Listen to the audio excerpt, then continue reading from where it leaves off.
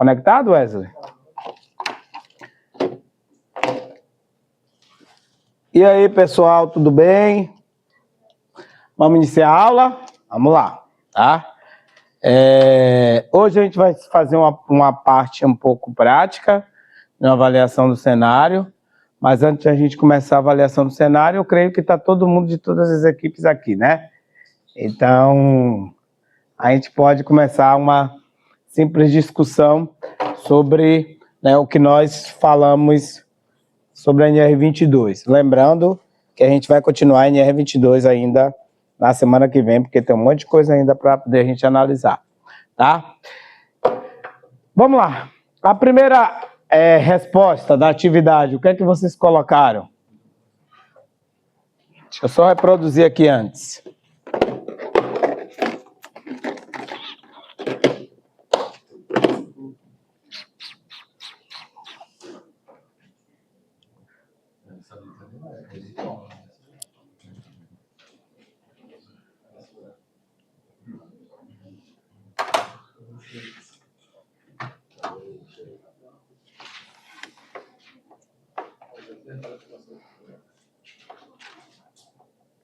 E a gente ainda vai trabalhar a CIPA também nessa norma, tá?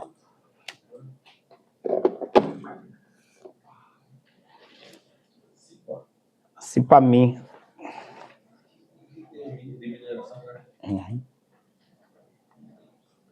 Mineração.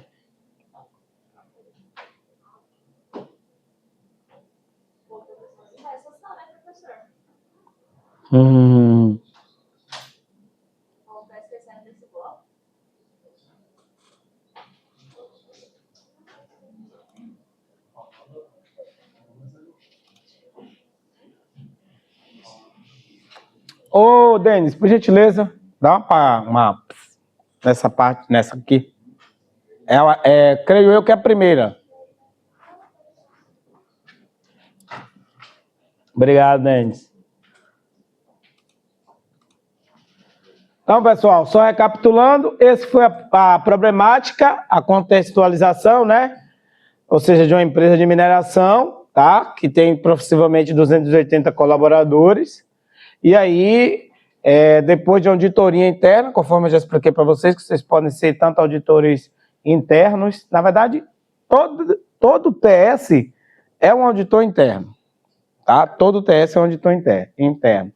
Agora, auditoria externa é se vocês forem convidados ou se vocês forem tomar conta de mais de uma planta. E aí vocês vão fazer auditoria externa, ou seja, vocês vão se deslocar da sua planta original para ir para outra planta em si. E aí você pode também só trabalhar com isso, com auditoria, né? Mas para vocês trabalharem full time com auditoria, é necessário também que vocês façam um curso de especialização em auditoria, principalmente de ISO, tá? Que a gente vai trabalhar aí daqui para frente também algumas ISOs. É lógico que vocês, a minha turma já trabalhou um pouco com a prof. Renata, que foi a ISO 9001, a ISO 14001 e a 45001, tá? Então a gente pode trabalhar também isso, vocês podem fazer o curso de especialização. E aí, os problemas encontrados foi o plano, né, de gerenciamento, o GRO, né, que não contemplava adequadamente os riscos associados à estabilidade geotécnica, né, das bancadas de lavra.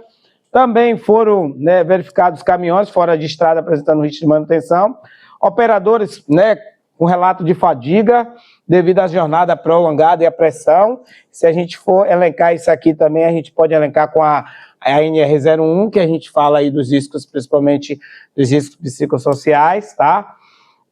Foram verificados também níveis elevados de poeira respirável, né, poeira mineral, né, porque a gente está falando da NR22, tá?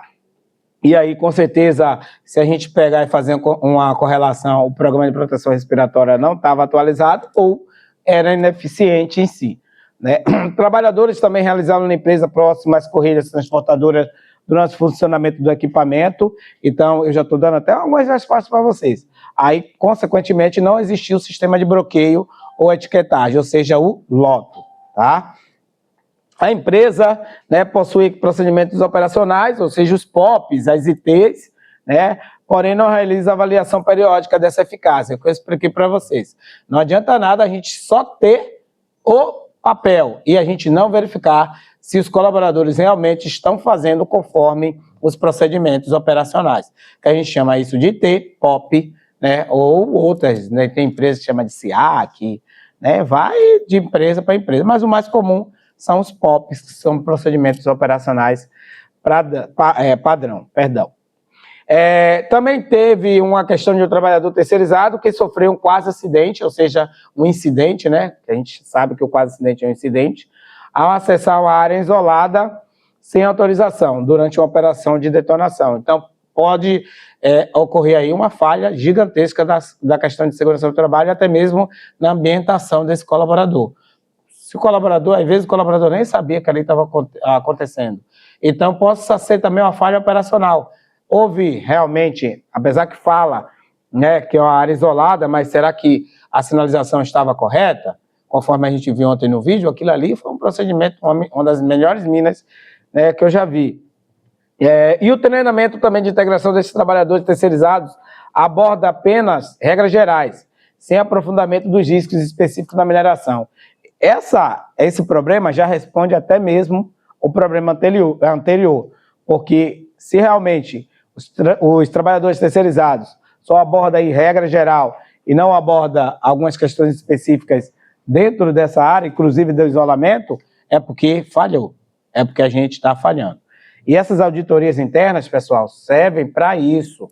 Agora, as auditorias externas pegam muito mais coisas, porque as auditorias internas, às vezes, vocês já estão no seu habitat natural, ou seja, no seu cotidiano natural, e às vezes você não consegue, você não enxerga algo que às vezes está ali notório ao seu olhar.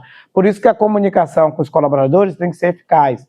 Por isso que os colaboradores, eles têm que entender que é eles que fazem a gestão acontecer. Porque é eles que vão chegar para você e falar dos potenciais riscos, dos potenciais agravos à saúde ali, à saúde e à segurança dentro do ambiente, né, de trabalho. É eles que estão ali, é eles que mexem com máquinas, é eles que estão ali no dia a dia, no operacional ou no administrativo, tá? E a nossa comunicação ela tem que ser eficaz justamente para a gente ter esse olhar, esse clima de ouvir o colaborador e tentar entender o que está acontecendo e, é lógico, propor uma medida, né, de resolução. Nesse caso, né, uma medida de segurança. E aí você foi contratado como técnico de segurança, responsável para fazer, né, essa avaliação. Então, você fez auditoria lá, né, interna, e você foi contratado para poder fazer, né, ou seja, esse andamento do plano de ação, porque não adianta nada a gente ver problema e não tomar uma atitude, ou seja, não colocar o plano de ação para valer, tá? E aí, vamos começar. Com base nos fundamentos da NR1, identifique quais requisitos da norma estão relacionados às situações apresentadas no estudo de caso.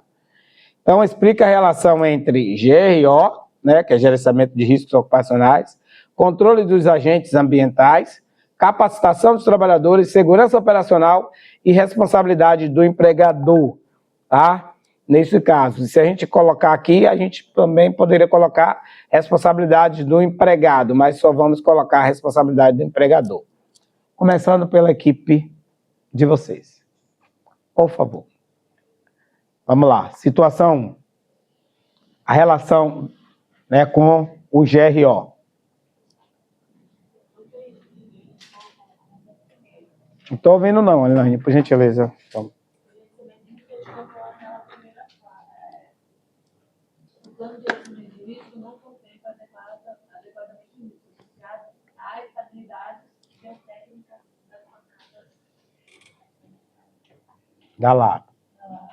Boa. Controle de risco ambientais foram identificados níveis elevados de poeira responsáveis com cívico cristalino na área de Isso. Elaine, só pediu. Vamos discutir então a primeira. Um de cada vez. O plano de gerenciamento de risco. Vocês colocaram qual subitem da norma e o que a norma explica, né? E qual norma que explica sobre essa questão do PGR, do GRO e também do plano de ação. Lembrem, essa norma fala do inventário de risco e do plano de ação. Tá? Lembrando que a própria NR22, ela traz no seu subitem 22.4, me corrija se eu estiver errado, no 22.4, que ela fala aí do PGR, tá? Entendeu? Então ela fala, pode colocar, obrigado, guerreiro, tá? Então, ela fala aí do PGR e do GRO. Quem aqui colocou diferente? Vocês. Determina que todas as empresas implementem o gerenciamento de risco ocupacional por meio de programas, no caso, apresentar a empresa e deixar de identificar o controle de risco importante como identificar e controlar o risco importante como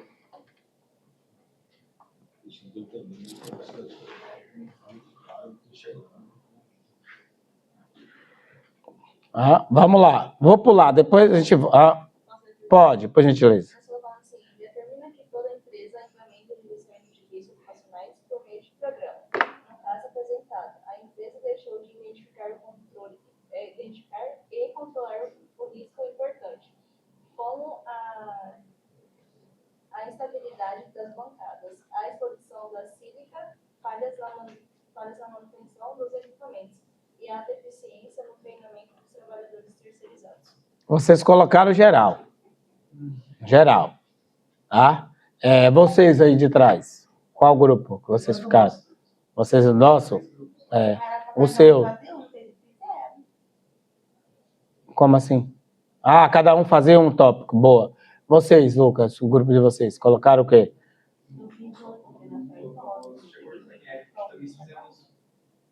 Geral. De acordo com a NR 22, a empresa deve identificar e controlar todos os riscos da mineração por meio dos riscos ambientais, como a poeira sílica, capacitar adequadamente todos os trabalhadores para garantir segurança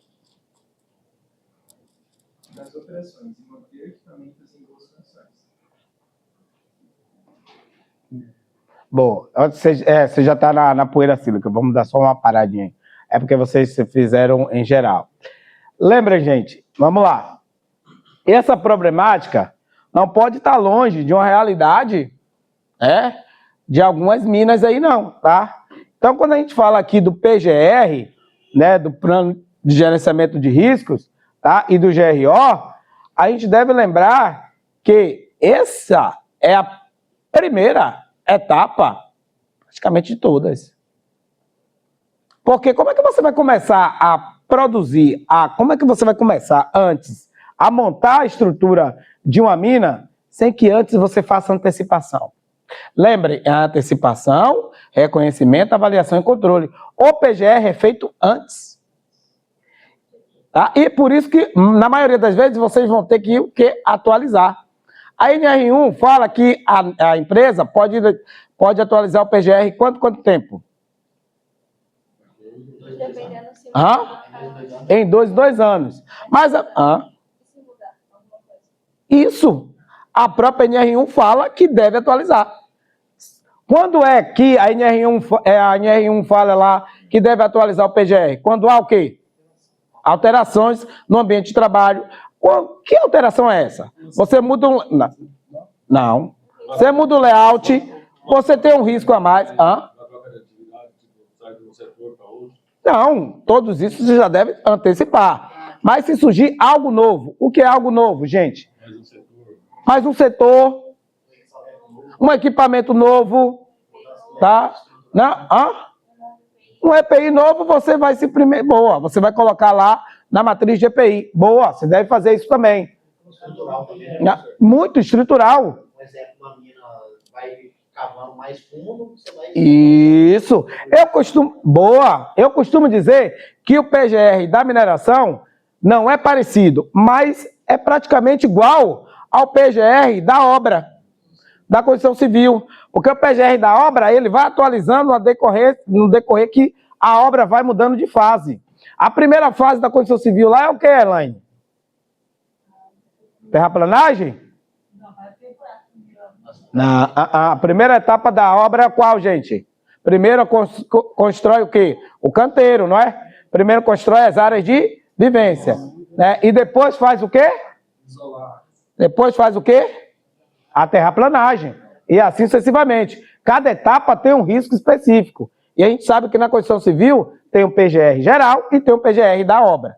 Então o PGR, dentro da mineração, eu costumo até correlacionar com esse da construção civil. Então, quando há alteração, gente, ou quando você perceber que as medidas que lá estão não são suficientes, vocês, como técnico de segurança, vocês devem, por obrigação, elencar e chamar a empresa para poder atualizar. Lembra quando eu cheguei na turma de vocês que eu falei para vocês, principalmente quem já está estagiando, que eu falei, ó, lembrem, vocês já leram todo o programa de segurança de vocês? Porque, gente, é uma coisa que você tem que fazer quando você chegar na obra, ou na indústria, você tem que ler o seu PGR, porque o PGR é a Bíblia da obra. Tá? E se você não ler, como é que você vai saber que o DN está exposto a risco tal? Ah, você vai lá ver, né? Mas será que realmente o que está lá no PGR é o que o DN está exposto? Ou é a menos ou é a mais? Tá? Então, vocês têm que ter a curiosidade de ler integralmente o seu PGR. E aí eu falei para vocês o seguinte, comece pelos setores críticos. Em geral, dentro de uma indústria, o setor crítico é o setor de manutenção, tá? Porque está exposto ao quê, Lucas? A riscos específicos, riscos acentuados. Por exemplo, eles vão lá, vai mexer com eletricidade, com NR10, vão mexer com máquinas e equipamentos NR12, vão trabalhar em altura, vão trabalhar espaço confinado ou não. Então, esses setores, manutenção, né, expedição, né, almoxarifado, tem riscos acentuados. E outros setores também, operacional. Beleza? Na construção civil, qual que é a gente deve colocar, né? Ou seja, avaliar primeiro, começar primeiro. Porque em um dia só, você não vai ter tempo de, às vezes, ler todo um PGR, nem tampouco, né? Ir em cada setor e ver que aquilo que está colocado no PGR é o que realmente, né, apresenta no ambiente de trabalho. Então, outro setor dentro da construção civil, que para mim é primordial, é o setor de, né, formas, porque é o primeiro que vai na laje, depois vem o setor aí de ferragens, depois vem o setor de elétrica, de hidráulica, que logo pós vem o pessoal da civil que vem concretar. Então, no caso, nós teríamos que ler o PGR e lá no canteiro de obra, então lá no chão de fábrica, com certeza. Comparar com o PGR e com... Isso. E se você tiver alguma dúvida, o que é que você tem que fazer? Tem que adequar com o canteiro de obra. O PGR tem que adequar com o que o colaborador está fazendo de realidade. O PGR não é a Bíblia? O PGR tem que ter o quê? Antecipação, reconhecimento, avaliação e controle. Todo PGR tem o quê? O inventário de risco e o plano de ação. Se o que você verificou lá não é condizente, você tem, por obrigação, você tem que atualizar.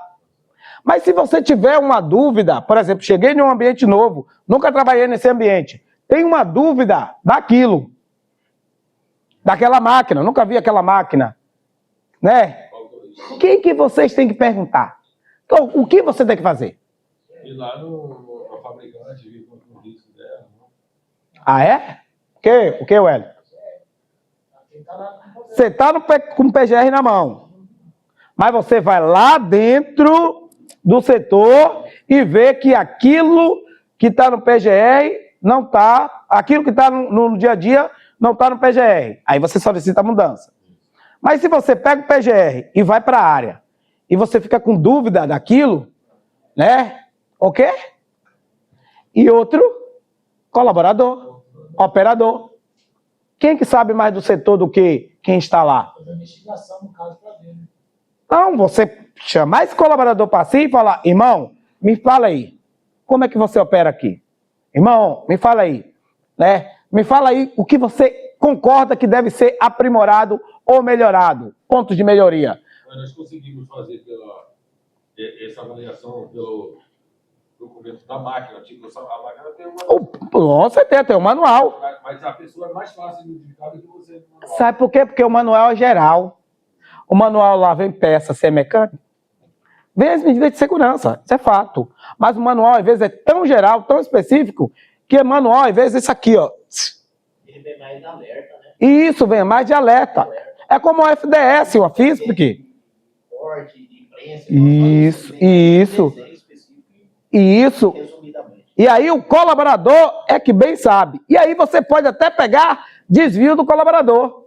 Porque às vezes o colaborador o quê? Né? Às vezes manipula, tem um jeitinho, coloca ali, tá muito baixo, ele coloca ali, sei lá, né, um cálcio em si, tudo isso atrapalha e vai culminar, é lógico, em um possível agravo a um acidente ou também um possível agravo à saúde e também, é lógico, a vida útil ou estabilidade daquele equipamento. Tá? Então lembrem, gente, no setor de mineração não é diferente de qualquer outro setor. Se você verificar, por gentileza, que o seu GRO não contempla adequadamente, né, ou seja, os riscos associados a todo o seu campo, todo o seu processo produtivo, por favor, é obrigação dos senhores mandar para frente. E isso é urgente. Não deixem para amanhã. Porque se você não ler, se você não colocar para frente, se acontecer o acidente e tiver a perícia, e a perícia constatar que a avaliação não foi correta, é você que vai ser penalizado. O trabalho dos senhores é minucioso. Eu já falei para os senhores, EPI, técnico de segurança, entregador de EPI, técnico de segurança, não cola, gente. Não cola. Aqui não é local para a gente estar formando profissional, simplesmente entregadores de EPI. Entregar EPI é almoxarifado, não a gente. A gente deve controlar. Agora, entregar, isso não é a gente. Professor, essa questão do EPI, eu vim aprender aqui a saber que ele é a última medida. Isso, a última medida de prevenção. Inclusive. Empresa nenhuma, ninguém explica. Isso. Nenhum explica de verdade. Isso. Falar para o colaborador uma DDS, isso. Falar para ele explicar por que ele usa o EPI. Seria a última medida que já foi feita vários estudos de engenharia, isso. Até chegar no ponto dele usar aquilo ali para... Boa. Seu nome é Rafael mesmo? Rodrigo. Isso, Rodrigo, tem que ser passado. Isso tem que ser passado desde o momento da integração, Elaine. Sabe por quê? Porque às vezes o próprio colaborador vai entender que você só está ali para EPI. Porque quando você for cobrar dele comportamento, quando você for cobrar dele algumas outras medidas, alguns procedimentos que ele assinou e que ele, né, sabe daquilo, aí ele vai dizer, pô, sabe? Mas é você, às vezes, que erra, que não passa na integração. Quantos e quantos colegas dos senhores, vocês possivelmente já ouviu falar assim, olha, você está fazendo um curso de técnico de segurança? Cara, vocês são chatos, rapaz. Ô, vida boa. Vocês só entregam EPI. Eu já ouvi isso várias vezes. De alguns colegas meus, que não são TS, e não sabem que por trás de uma empresa funcionando, existe um lindo trabalho nosso. Um trabalho de antecipação, reconhecimento, avaliação e controle.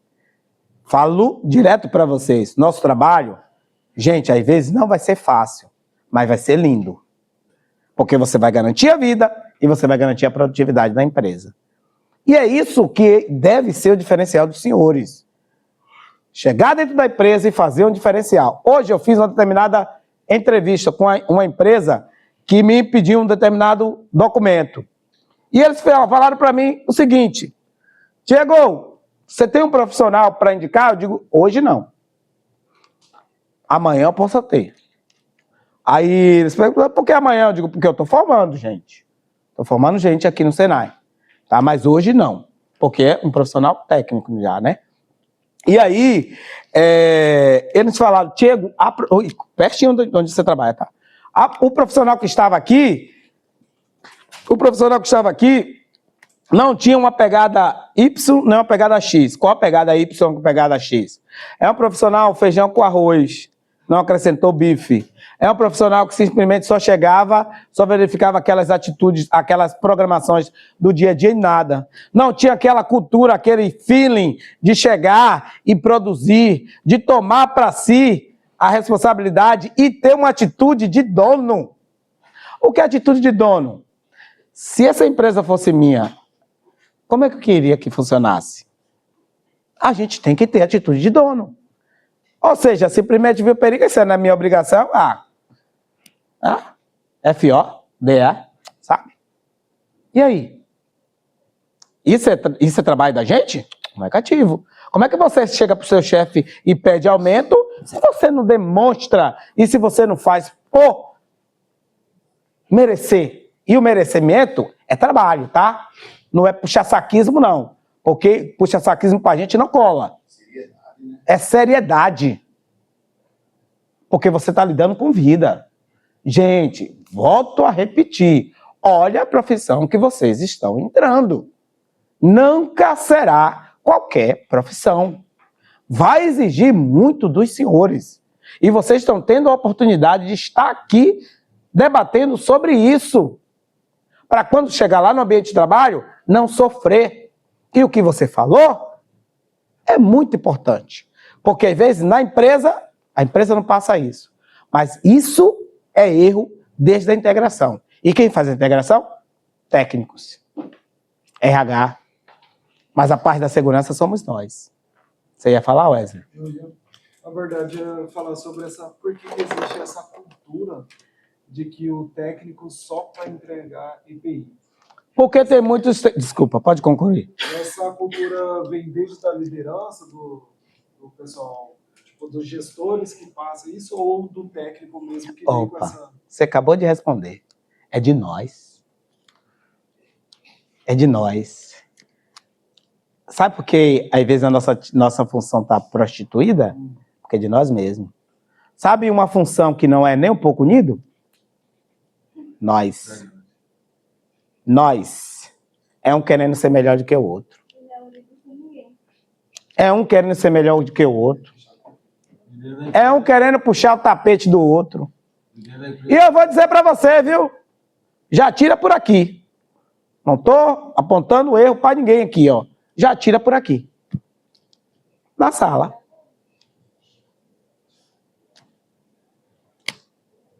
E a gente sabe que tem. E eu venho batendo na tecla muito sobre isso.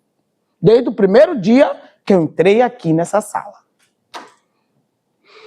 E aí? Quando chegar lá fora? Vai ser como? Elaine da Constituição Civil. Se você, Paula, for para a Constituição Civil e tiver dúvida, você pode ligar para a Elaine. Mas a Elaine pode lembrar, suposição, tá? Elaine pode lembrar como você era aqui na aula. Não ajudava? Você achava? E aí? Elaine vai te ajudar? Tá? Então já tira por aqui. Já tira por aqui. Então, gente, por favor, infelizmente, essa cultura vem da gente mesmo, que a gente permite ser assim. E não é 1, nem 2, nem 3, nem 4, nem 5, nem 6, nem 7 profissionais só que é assim, não. Vou dizer para vocês que é a maioria. É a maioria. Aí vocês falam, não é só na nossa função, é em todas as funções. Concordo. Mas a nossa função, a gente cuida de quê? De riscos psicossociais, não é? E um dos riscos psicossociais, né, é a questão do assédio moral e a questão também, né, que vem um agravo aí, referente ao assédio moral, vem os agravos o quê? Ansiedade, depressão, né? Ou seja, esse colaborador se sente o quê? Para baixo, você deixar esse colaborador de canto, né? Você entender que ele não faz parte desse complexo do pertencimento, é o fofoca, falar mal do colaborador. Você é técnico, você tem que dar exemplo. Você jamais pode permitir isso, que isso aconteça. Pode ser que toda função exista, mas na nossa não deve acontecer. E jamais deve acontecer. Tá? Jamais. E aí, gente, sequenciando, a segunda fala assim, controle dos riscos ambientais. Vamos associar os controles dos riscos ambientais com a questão acima. A própria NR1 e a NR9 fala do quê?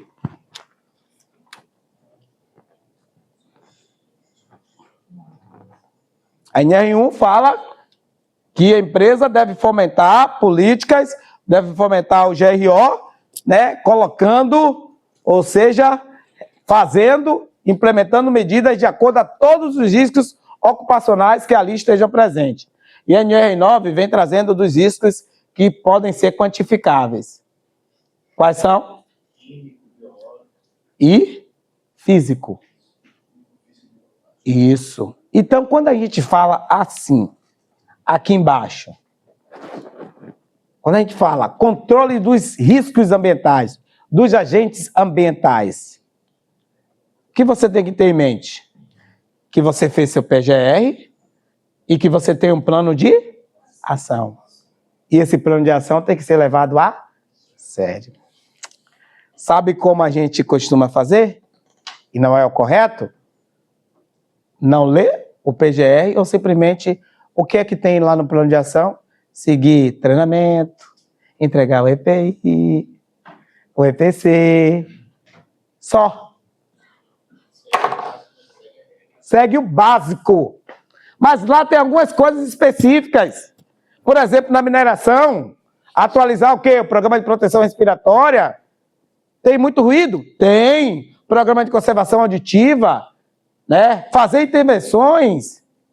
Você faz? Eu fico pé da vida quando às vezes eu vejo técnico de segurança o tempo todo dentro de área no WhatsApp. Você entra no WhatsApp do cara, o cara só tá online, bicho. E grande empresa, tá? Não é pequena empresa, não. Grande empresa. Inclusive grandes frigoríficos aí, que não falem o nome, por gentileza. E o camarada só fica no WhatsApp. E aí? Tá sem o que fazer? Tá com tempo. Tá? E sequenciando, aqui a gente fala também da capacitação dos trabalhadores. A NR1 vem trazendo o quê? Quais são os tipos de treinamento que a NR1 vem trazendo? Quais são?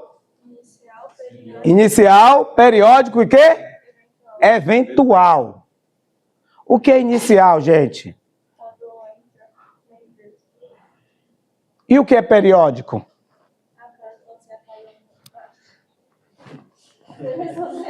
Você, guerreiro. O que é eventual? Treinamento eventual, desculpa, eventual não. Periódico. Vamos pular. O que é o treinamento periódico? Que a própria NR1 vem trazendo isso. Vamos lá, você, o que é o treinamento periódico? Periódico é período, né? De 1 ano, 6 meses, 2 anos, né? Vai depender do tipo do treinamento. Tem norma que estabelece prazo. Por exemplo, o treinamento de trabalho em altura, a validade de quanto tempo? Então tem normas que estabelece prazo, tem outras normas que não. Tem outras normas que dizem assim, que é critério da empresa, do empregador. Vocês não se preocupem não. Vocês vão estudar normas específicas. E se a gente não fazer? A gente está descumprindo. E aí, pode falar. Inicial, periódico e eventual. E aí, já que o senhor levantou a mão, o que seria eventual? Aí já tem mais uma noção, né? O que, por exemplo? Tem alguma coisa a ver com evento? Inventar um período. Isso. Mas eu vou dizer para o senhor, é um evento não programado e nem tampouco desejado. Então não é? Sabe o quê? Quando acontece um acidente eventual. Beleza? Inventar um período que não é específico. Isso. Ou até mesmo quando há uma mudança. Você pode e deve fazer o treinamento. Pode falar. Por exemplo, inicial é quando Entra na empresa. Isso.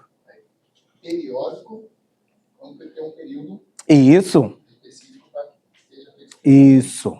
Eventual é aquele que Isso. Quando tem, em geral, quando tem uma merda. Ou até mesmo, desculpa a colocação, ou até mesmo quando tem o quê? Um agravo, ou até mesmo quando tem uma mudança operacional. E para ter mudança operacional, vocês precisam estarem cientes dessa mudança, porque vocês vão ter que antecipar, reconhecer e avaliar, e também controlar. Então, por favor, gente, siga corretamente o plano de treinamento. E na própria NR22 também fala. Se você sabe que tem treinamento inicial, periódico e eventual, siga corretamente. Porque o que aconteceu com esse trabalhador terceirizado?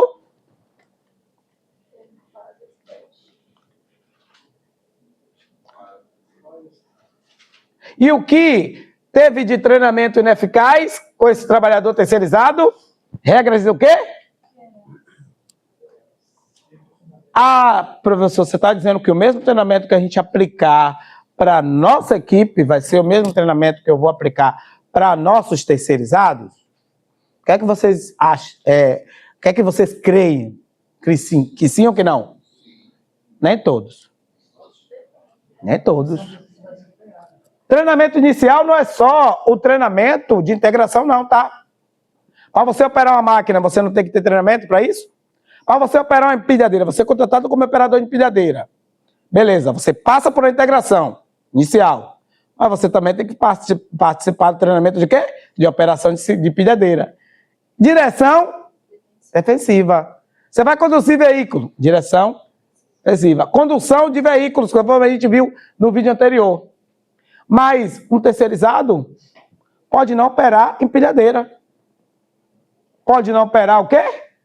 Pode não manusear, ou seja, dirigir veículo. É o mesmo treinamento? Agora, o de integração tem que ser. Tem que ser padrão. E, por favor, falem tudo. Porque se você não falar tudo, vai deixar dúvida. E aí nem todo mundo tem a oportunidade de ter, de ser igual o Guerreiro aqui. E você está falando, não precisa falar a empresa, não, eu também não vou falar não, tá? E você está falando de uma de uma empresa, de uma gigantesca na qual ele trabalha. E não fala sobre isso. É erro total de procedimento. Percebe-se? A gente, nós. É que assim, quando a gente vai fazer teste, pelo menos no meu caso, dependendo do que você falar na MR, e que vai falar do colaborador que não pode. É privado, não pode falar. Uma integração, Diego. Cara, só pediu, só pediu. Já a gente já tinha. Eu não entendi muito, Elane. Tipo assim, a empresa priva de você falar para que não haja uma subjetividade, tá? Ou até mesmo um próprio passivo. E aí, mas está dentro da norma. Mas não pode. Então, faça o que eu te falei.